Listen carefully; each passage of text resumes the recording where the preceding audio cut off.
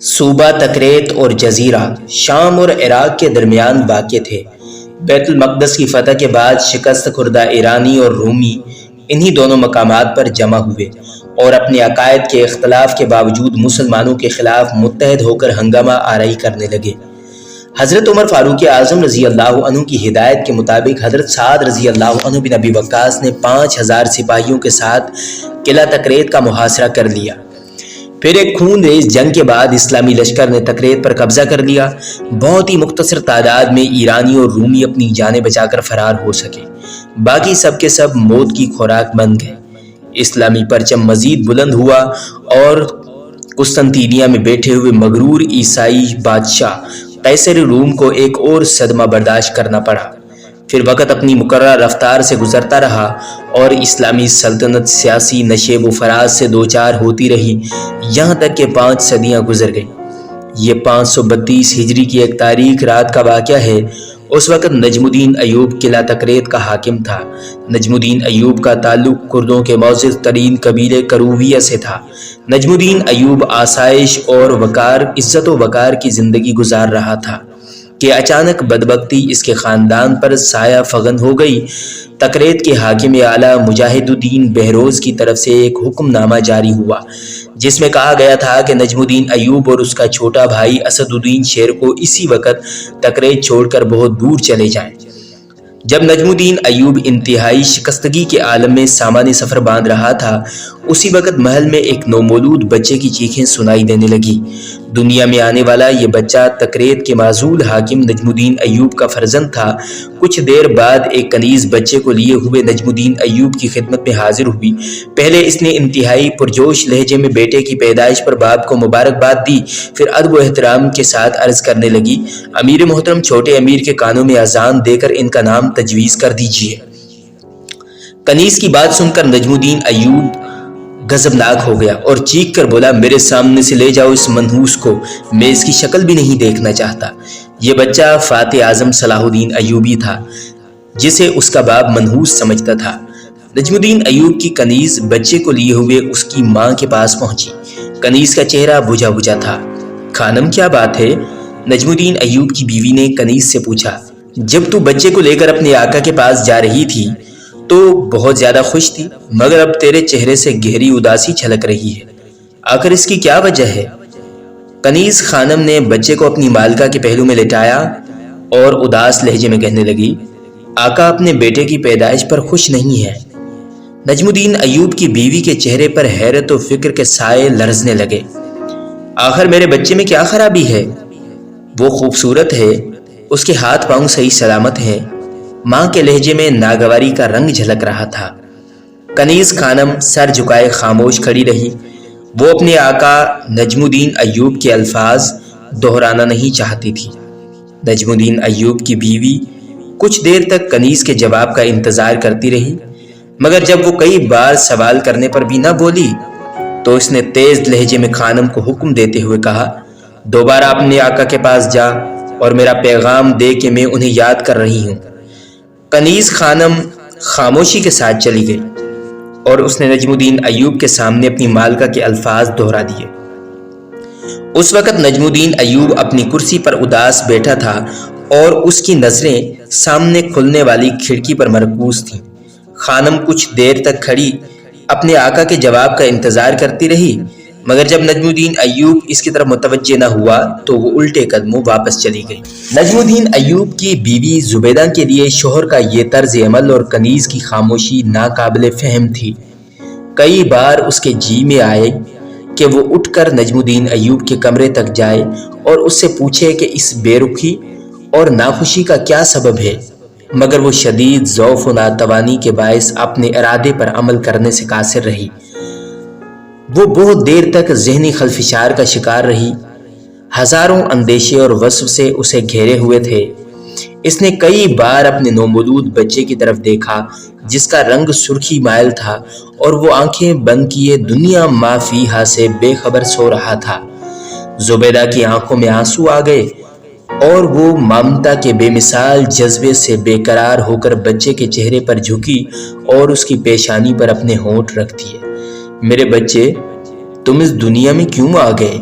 ابھی زبیدہ اپنی بات مکمل کرنے نہیں پائی تھی کہ یکایک کمرے میں ایک باروب آواز گونجی، آپ کو فرزند کی پیدائش مبارک ہو۔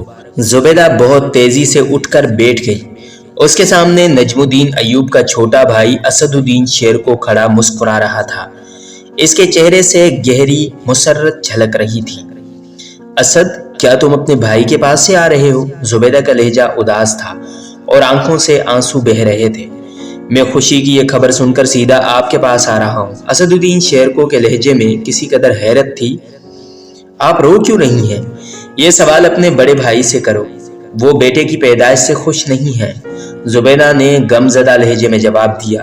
اسد الدین شیرکو کی حیرت میں مزید اضافہ ہو گیا۔ وہ چند لمحوں تک اپنی بھابھی کے بہتے ہوئے آنسو اور دھواں دھواں چہرے کو غور سے دیکھتا رہا، پھر تیزی کے ساتھ کمرے سے نکل گیا۔ تھوڑی دیر بعد اسد الدین شیرکو اپنے بڑے بھائی نجم الدین ایوب کے سامنے کھڑا تھا۔ برادر محترم، مجھے بتایا گیا ہے کہ آپ اپنے چھوٹے فرزند کی پیدائش سے خوش نہیں ہیں۔ نہ اس کی شکل دیکھی ہے اور نہ کوئی نام رکھا ہے۔ اس ناراضگی کی وجہ؟ اسد الدین شیرکو کے لہجے سے تلخی جھلک رہی تھی، حالانکہ وہ بڑے بھائی کا بہت احترام کرتا تھا۔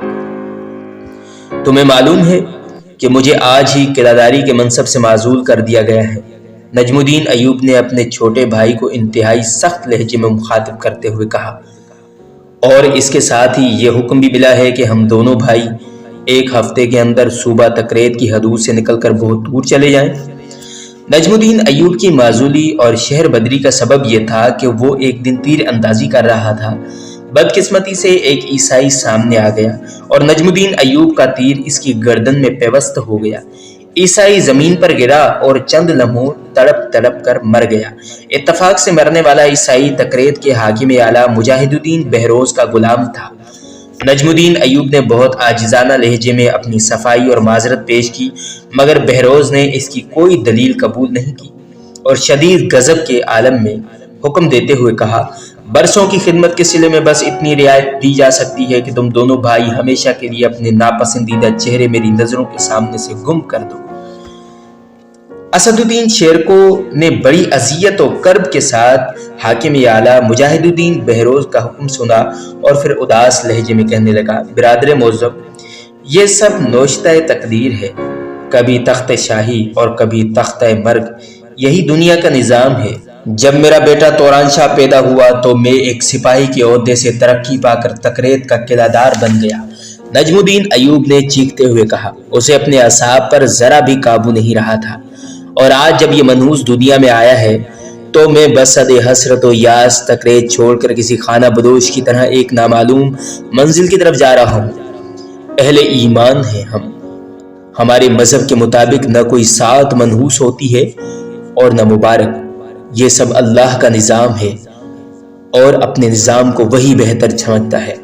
اسد الدین شیرکو نے بڑے بھائی کا غصہ ٹھنڈا کرنے کے لیے انتہائی نرم لہجہ اختیار کرتے ہوئے کہا، مت سمجھاؤ مجھے کہ منحوس کیا ہوتا ہے اور مبارک کسے کہتے ہیں۔ نجم الدین ایوب کی آواز کچھ اور بلند ہو گئی۔ بڑے بھائی کی طرف سے غیظ و غضب کے اس مظاہرے پر اسد الدین شیرکو بھی خاموش نہ رہ سکا۔ گستاخی معاف، عیسائی غلام کا قتل آپ کے ہاتھوں ہوا ہے، پھر اس معصوم بچے کو یہ سزا کیوں دی جا رہی ہے؟